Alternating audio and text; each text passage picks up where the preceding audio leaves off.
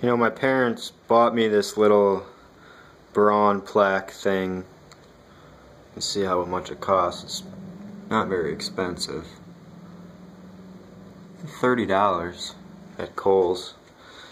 Well, my parents bought me that about a year ago after I'd quit my job and become a salesperson. They bought me this after I made my first sale.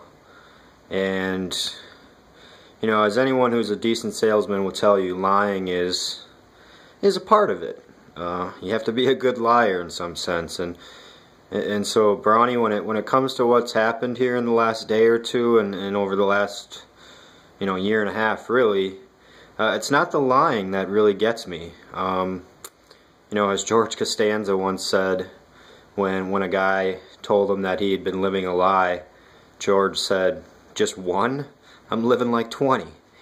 And that's the truth. I mean, I live millions of lies. I lie every day. It's just a part of human nature to lie. And so it's not the lying that really gets me. It's the cheating itself. Until this time, I'll be honest. I guess I was a sucker. I was duped. I was a Homer fan. Who knows? But I really didn't think that Braun cheated. He won his case. His testosterone level in that sample was like astronomically high, like I mean tens of times higher than anyone that had ever been collected before. And so it seemed like there was certainly something amiss with that sample, and then he was clean until then. I'm sure he was tested probably 25 to 50 times last year, and obviously didn't appear to fail any of those.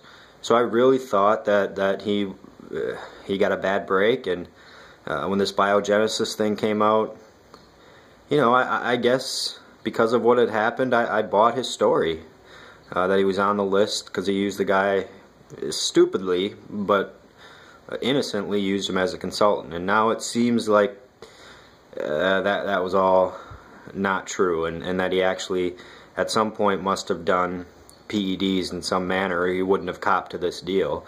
And that's really what upsets me here. Braun was going to be our next guy, our next Robin Yount.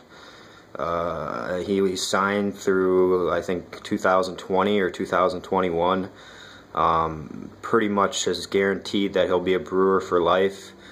I figured he'd have a 15, 20-year career, hit 500 home runs, 16, 1700 RBIs, 310 lifetime average. I figured he'd be one of the greatest players, not only in Brewers history, but in baseball history. Win maybe 3 MVPs, and there's no way that's going to happen now. There's just no way. Even if he comes back and at age 30, has a good run of another 5-6 years, he's just his image is tarnished because of the cheating and because of the lying. And again, to me, it's the cheating that really disappoints me. I feel like unless he was cheating, that whole time and taking steroids really through all of his career, he was an awesome player, and hopefully he had at least a few years there where he wasn't breaking the rules.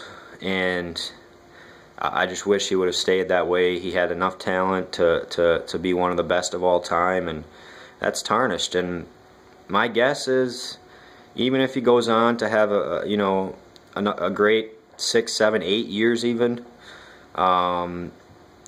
plays through his contract and then calls it quits, even if he has just a great number of years and comes close to 500 or gets 500 home runs and finishes with a 300 plus lifetime average and a 370 plus lifetime OBP and a 550 or 540 plus slugging percentage, I don't think he's going to make the Hall of Fame. I don't think they're going to vote for him. Those voters are fickle bastards, and it's a shame.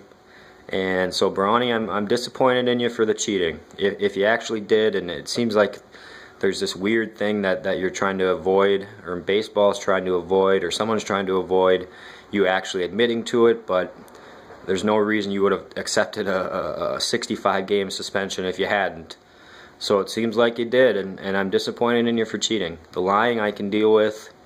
I lie all the time. People lie. It doesn't really bother me, but it's the cheating, man. I'm disappointed in you, and it's been a tough year. Just got a little bit tougher. I guess we can just cross our fingers, have a couple of beers, and hopefully next year we'll climb out of the gutter and see what we can do.